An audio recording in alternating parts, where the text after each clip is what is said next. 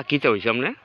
দেখেন কালকা রাত্রে আমার কে জানি করছে কইতে হয় না, আমার আলু টমেটো লাউ ফুল করাইছে, আলু ধরাইছে, সব গাছ টাইনা তুললা লয়ে গেছে।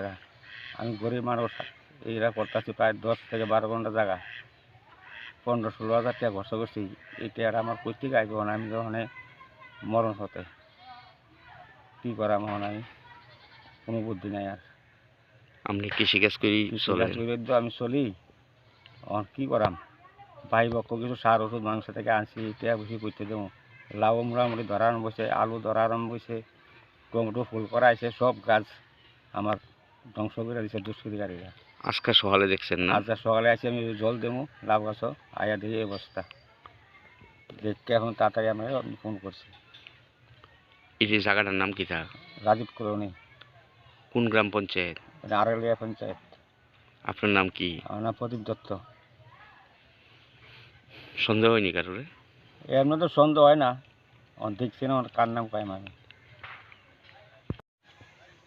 দাদা এই ফসলটির থেকে এই সিজনে কত টাকা আনুমানিক লাভ হইলে?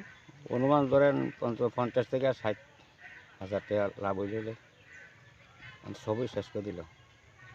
লাভ থাক ধরে আসলে তো আর আইতো না, কী করা আমার।